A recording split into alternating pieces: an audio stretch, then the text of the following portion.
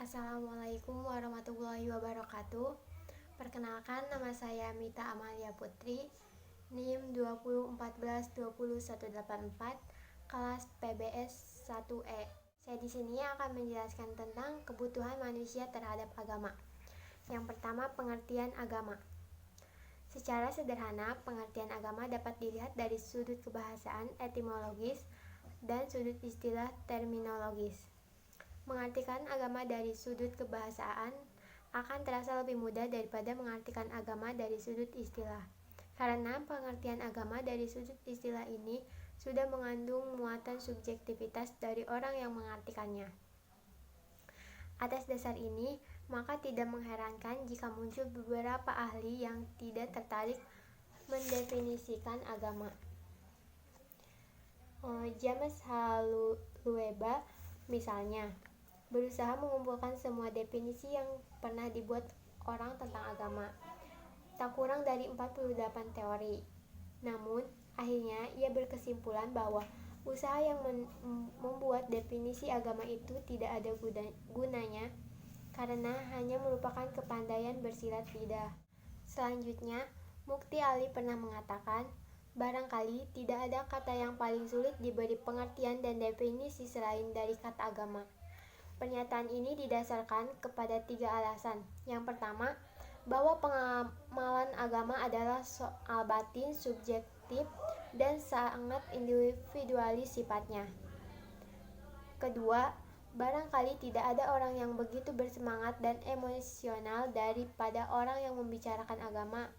Karena itu, setiap pembahasan tentang arti agama selalu ada emosi yang melekat erat sehingga kata agama itu sulit didefinisikan. Dan yang ketiga yaitu konsepsi tentang agama dipengaruhi oleh tujuan dari orang yang memberikan definisi tersebut. Senada dengan Mukti Ali, M. Sastraprateja mengatakan bahwa salah satu kesulitan untuk berbicara mengenai agama secara umum ialah adanya perbedaan-perbedaan dalam memahami arti agama. Di samping adanya perbedaan juga dalam cara memahami serta penerimaan setiap agama terhadap suatu usaha memahami agama. Setiap agama memiliki interpretasi diri yang berbeda dan keluasan interpretasi diri itu juga berbeda-beda. Sampai sekarang, perdebatan tentang definisi agama masih belum selesai hingga W.H. Card, seorang ahli ilmu jiwa agama, sebagaimana dikutip Zakia Darajat, mengatakan bahwa tidak ada yang lebih sukar daripada mencari kata-kata yang dapat digunakan untuk membuat definisi agama. Karena pengamalan agama adalah subjektif, intern, dan individual, di mana setiap orang akan merasakan pengamalan agama yang berbeda dari orang lain. Samping itu, tampak bahwa pada umumnya orang lebih condong kepada mengaku beragama, kendati pun ia tidak menjalankannya. Pengertian agama dari segi bahasa dapat kita ikuti antara lain uraian yang diberikan Harun Nasution. Menurutnya, dalam masyarakat Indonesia, selain dari kata agama, dikenal pula kata din dari bahasa Arab dan kata religi dalam bahasa Eropa.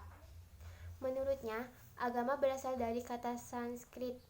Menurut satu pendapat, demikian Harun Nasution mengatakan, kata itu tersusun dari 2 kata, a artinya tidak dan gam artinya pergi. Jadi agama artinya tidak pergi, tetap di tempat, diwarisi secara turun-temurun. Hal demikian menunjukkan pada salah satu sifat agama, yaitu diwarisi secara turun-temurun dari satu generasi ke generasi lainnya. Selanjutnya, ada lagi pendapat yang mengatakan bahwa agama berarti teks atau kitab suci, dan agama-agama memang mempunyai kitab-kitab suci. Selanjutnya, dikatakan lagi bahwa agama berarti tuntunan. Pengertian ini tampak menggambarkan salah satu fungsi agama sebagai tuntunan bagi kehidupan manusia. Selanjutnya, din dalam bahasa Semit berarti undang-undang atau hukum. Dalam bahasa Arab, kata ini mengandung arti menguasai, menundukkan, patuh, utang, balasan, dan kebiasaan. Pengertian ini juga sejalan dengan kandungan agama yang di dalamnya terdapat peraturan-peraturan yang merupakan hukum yang harus dipatuhi penganut agama yang bersangkutan. Adapun kata religi berasal dari bahasa Latin.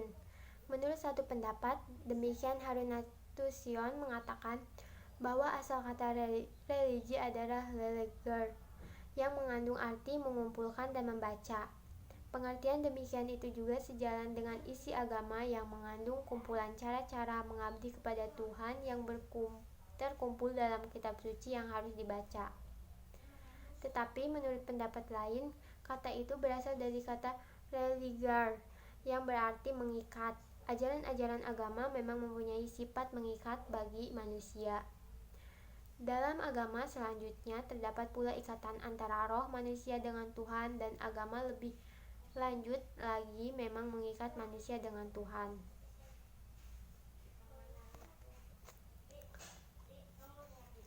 Dari beberapa definisi tersebut, akhirnya Harunatusion menyimpulkan bahwa intisari yang terkandung dalam istilah-istilah di atas adalah ikatan. Agama memang mengandung arti ikatan yang harus dipegang dan dipatuhi manusia. Ikatan ini mempunyai pengaruh besar sekali terhadap kehidupan manusia sehari-hari. Ikatan itu berasal dari suatu kekuatan yang lebih tinggi dari manusia, satu kekuatan gaib yang tak dapat ditangkap oleh panca indera. Pun pengertian agama dari segi istilah dapat dikemukakan sebagai berikut. Elizabeth K. Nottingham dalam bukunya Agama dan Masyarakat berpendapat bahwa agama adalah gejala yang begitu sering terdapat di mana-mana sehingga sedikit membantu usaha-usaha kita untuk membuat abstraksi ilmiah. Lebih lanjut, Nottingham mengatakan bahwa agama berkaitan dengan usaha-usaha manusia untuk mengukur dalamnya makna dari keberadaannya sendiri dan keberadaan alam semesta. Selanjutnya, karena demikian banyak definisi tentang agama yang dikemukakan para ahli, Harunatusion mengatakan bahwa dapat diberi definisi sebagai berikut. Pertama, pengakuan terhadap adanya hubungan manusia dengan kekuatan gaib yang harus dipatuhi. Yang kedua, pengakuan terhadap adanya kekuatan gaib yang menguasai manusia. Yang ketiga, mengikatkan diri pada suatu bentuk hidup yang mengandung pengakuan pada suatu sumber yang berada di luar diri manusia yang mempengaruhi perbuatan-perbuatan manusia. Yang keempat, kepercayaan pada suatu kekuatan gaib yang menimbulkan cara hidup tertentu. Yang kelima, suatu sistem tingkah laku, code of conduct, yang berasal dari kekuatan gaib. Dan yang keenam, pengakuan terhadap adanya kewajiban-kewajiban yang diyakini bersumber pada suatu kekuatan gaib. Yang ketujuh, pemujaan terhadap kekuatan gaib yang timbul dari perasaan lemah dan perasaan takut terhadap kekuatan misterius yang terdapat dalam alam sekitar manusia. Dan yang kedelapan, ajaran yang diwahyukan Tuhan kepada manusia melalui seorang Rasul. Selanjutnya, Taib Tahir Abdul Mu'in mengemukakan definisi agama sebagai suatu peraturan Tuhan yang mendorong jiwa seseorang yang mempunyai akal untuk dengan kehendak dan pilihannya sendiri mengikuti peraturan tersebut guna mencapai kebahagiaan hidupnya di dunia dan di akhirat. Dari beberapa definisi tersebut, kita dapat menjumpai 4 unsur yang menjadi karakteristik agama sebagai berikut. Yang pertama, unsur kepercayaan terhadap kekuatan gaib. Kekuatan gaib tersebut dapat mengambil bentuk yang bermacam-macam. Dalam agama primitif, kekuatan gaib tersebut dapat mengambil bentuk-bentuk benda-benda yang memiliki kekuatan misterius atau sakti. Ruh atau jiwa yang terdapat pada benda-benda yang memiliki kekuatan misterius, dewa-dewa, dan Tuhan atau Allah dalam istilah yang lebih khusus dalam beragama Islam. Yang kedua, unsur kepercayaan bahwa kebahagiaan dan kesejahteraan hidup di dunia ini dan di akhirat nanti tergantung pada adanya hubungan yang baik dengan kekuatan gaib yang dimaksud. Dengan hilangnya hubungan yang baik itu, kesejahteraan dan kebahagiaan yang dicari akan hilang pula. Hubungan baik ini selanjutnya diwujudkan dalam bentuk peribadatan, selalu mengingatnya, melaksanakan segala perintahnya, dan menjauhi segala larangannya. Dan yang ketiga yaitu unsur respon yang bersifat emosional dari diri manusia. Respon tersebut dapat mengambil bentuk rasa takut seperti yang terdapat pada agama primitif atau perasaan cinta seperti yang terdapat pada agama-agama monoteisme. Dan yang keempat yaitu unsur paham adanya yang kudus dan suci dalam bentuk kekuatan gaib, dalam bentuk kitab suci yang mengandung ajaran-ajaran agama yang bersangkutan, tempat-tempat tertentu, peralatan untuk menyelenggarakan upacara, dan sebagainya. Dari uraian tersebut dapat kita simpulkan bahwa agama adalah ajaran yang berasal dari Tuhan atau hasil renungan manusia yang terkandung dalam kitab suci yang turun-temurun diwariskan oleh suatu generasi ke generasi dengan tujuan untuk memberi tuntunan dan pedoman hidup bagi manusia agar mencapai kebahagiaan di dunia dan di akhirat, yang di dalamnya mencakup unsur kepercayaan kepada kekuatan gaib yang selanjutnya menimbulkan respon emosional dan keyakinan bahwa kebahagiaan hidup tersebut bergantung pada adanya hubungan yang baik dengan kekuatan gaib tersebut. Dari kesimpulan tersebut dijumpai adanya 5 aspek yang terkandung dalam agama. Yang pertama, aspek asal-usulnya, yaitu ada yang berasal dari Tuhan seperti agama samawi, dan ada yang berasal dari pemikiran manusia seperti agama ardli atau agama kebudayaan. Dan yang kedua, aspek tujuannya, yaitu untuk memberikan tuntunan hidup agar bahagia di dunia dan di akhirat. Yang ketiga, aspek ruang lingkupnya, yaitu keyakinan akan adanya kekuatan gaib, keyakinan manusia bahwa kesejahteraannya di dunia ini dan hidupnya di akhirat tergantung pada adanya hubungan baik dengan kekuatan gaib. Respon yang bersifat emosional dan adanya yang dianggap suci. Yang keempat, aspek pemasyarakatan, yaitu disampaikan secara turun-temurun dan diwariskan dari generasi ke generasi lain. Dan yang terakhir, aspek sumbernya, yaitu kitab suci. Kedua, latar belakang perlunya manusia terhadap agama. Sekurang-kurangnya ada 4 alasan yang melatar belakangi perlunya manusia terhadap agama. Keempat alasan tersebut secara singkat dapat dikemukakan sebagai berikut. Yang pertama yaitu latar belakang fitrah manusia.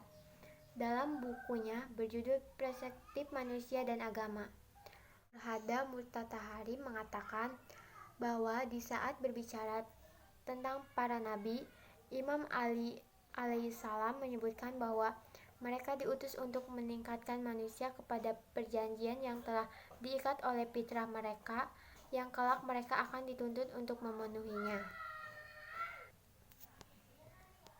Perjanjian itu tidak tercatat di atas kertas, tidak pula diucapkan oleh lidah, melainkan terukir dengan pena ciptaan Allah di permukaan kalbu dan lubuk fitrah manusia, dan di atas permukaan hati nurani serta di kedalaman perasaan batiniah. Kenyataan bahwa manusia memiliki fitrah keagamaan tersebut buat pertama kali ditegaskan dalam ajaran Islam, yakni bahwa agama adalah kebutuhan fitri manusia. Sebelumnya, manusia belum mengenal kenyataan ini. Baru di masa akhir-akhir ini muncul beberapa orang yang menyerukan dan mempopulerkannya. Fitrah keagamaan yang ada di dalam diri manusia inilah yang melatar belakangi perlunya manusia pada agama. Adanya potensi fitrah beragama yang terdapat pada manusia tersebut dapat pula dianalisis dari istilah insan yang digunakan Al-Quran untuk menunjukkan manusia. Mengacu pada informasi yang diberikan Al-Quran, Musa Asy'ari sampai pada suatu kesimpulan bahwa manusia insan adalah manusia yang menerima pelajaran dari Tuhan tentang apa yang tidak diketahuinya. Manusia insan secara kodrati sebagai ciptaan Tuhan yang sempurna bentuknya dibandingkan dengan ciptaan Tuhan lainnya sudah dilengkapi dengan kemampuan mengenal dan memahami keberadaan dan kebaikan yang terpancar dari ciptaannya. Hal demikian berbeda dengan kata basyar yang digunakan Al-Quran untuk menyebut manusia dalam pengertian lahiriahnya yang membutuhkan makan, minum, pakaian, tempat tinggal, hidup, dan kemudian mati. Informasi lainnya yang menunjukkan bahwa manusia memiliki potensi beragama dikemukakan oleh Carl Gustav Jung. Jung percaya bahwa agama termasuk hal-hal yang memang sudah ada di dalam bawah sadar secara fitri dan alami. Selanjutnya, William James, seorang filosofi dan ilmuwan terkemuka dari Amerika, mengatakan, kendatipun benar pernyataan bahwa hal-hal fisis dan material merupakan sumber tumbuhnya berbagai keinginan batin, namun banyak pula keinginan yang tumbuh dari alam di balik alam material ini. Buktinya, banyak perbuatan manusia tidak bersesuai dengan perhitungan-perhitungan material. Pada setiap keadaan dan perbuatan keagamaan, kita selalu dapat melihat berbagai bentuk sifat seperti ketulusan, keikhlasan, kerinduan, keramahan, kecintaan, dan pengorbanan. Gejala-gejala kejiwaan yang bersifat keagamaan memiliki berbagai kepribadian dan khasiat yang tidak selaras dengan semua gejala umum kejiwaan manusia. Sementara itu, Alexis Carrel, salah seorang pemenang hadiah Nobel, berpendapat bahwa doa merupakan gejala keagamaan yang paling agung bagi manusia, karena pada keadaan itu jiwa manusia terbang melayang kepada Tuhan. Selanjutnya, Einstein menyatakan adanya bermacam-macam kejiwaan yang telah menyebabkan pertumbuhan agama. Demikian pula bermacam-macam faktor telah mendorong berbagai kelompok manusia untuk berpegang teguh pada agama. Adanya naluri beragama atau bertuhan tersebut lebih lanjut dapat semakin diperjelas jika kita mengkaji bidang tasawuf. Jika kita mengkaji paham bulul dari Al-Hallaj tahun 858 sampai 922 Masehi, misalnya, kita jumpai pendapatnya bahwa pada diri manusia terdapat sifat dasar ketuhanan yang disebut lahut dan sifat dasar kemanusiaan yang disebut nasut. Dengan demikian pula pada diri Tuhan pun terdapat sifat lahut dan nasut. Sifat lahut Tuhan mengacu pada zatnya, sedangkan sifat nasut Tuhan mengacu pada sifatnya. Sementara itu, sifat nasut manusia mengacu kepada unsur lahiriah dan fisik manusia, sedangkan sifat lahut manusia mengacu kepada unsur batiniah dan ilaihah. Jika manusia mampu merendam sifat nasutnya, maka yang tampak adalah sifat lahutnya. Dalam keadaan demikian terjadilah pertemuan antara nasut Tuhan dengan lahut manusia, dan inilah yang dinamakan bulul. Disimpulkan juga bahwa latar belakang perlunya manusia pada agama adalah karena dalam diri manusia sudah terdapat potensi untuk beragama.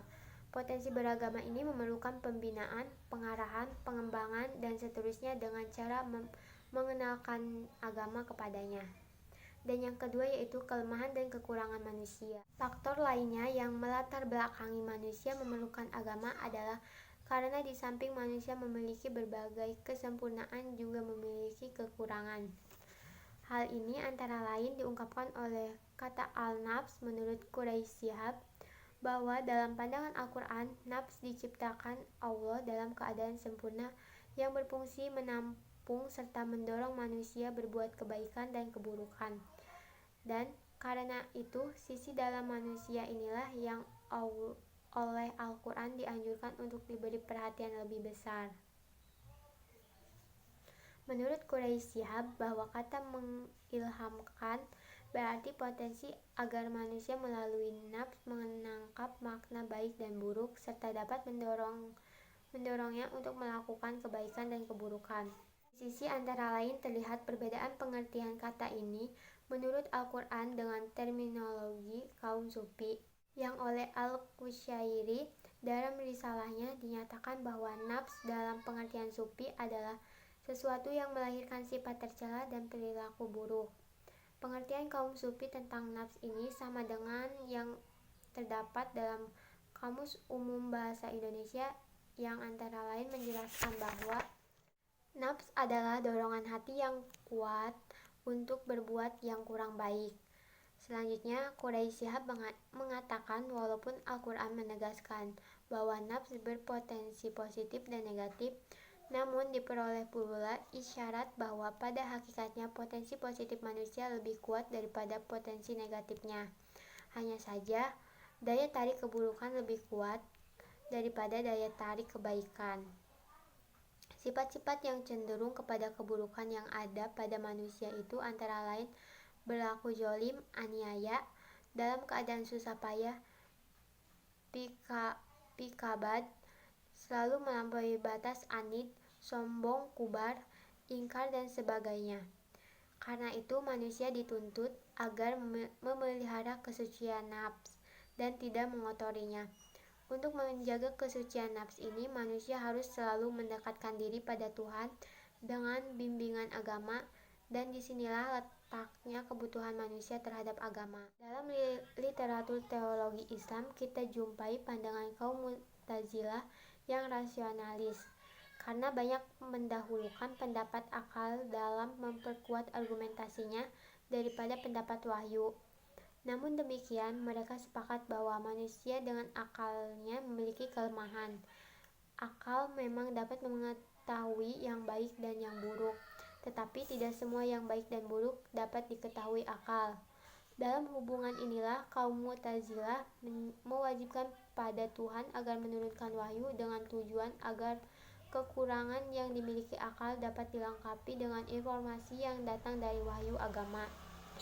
Dengan demikian, Mu'tazilah secara tidak langsung memandang bahwa manusia memerlukan wahyu. Dan yang ketiga yaitu tantangan manusia.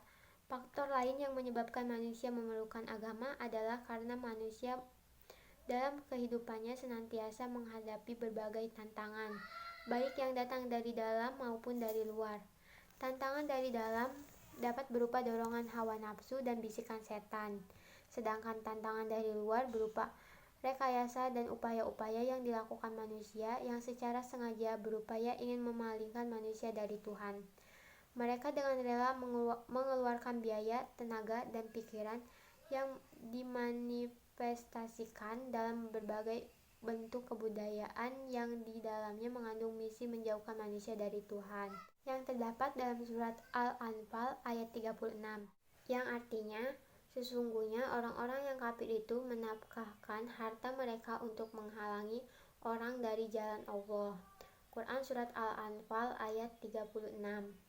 Orang-orang kafir itu sengaja mengeluarkan biaya yang tidak sedikit untuk mereka gunakan agar orang mengikuti keinginannya.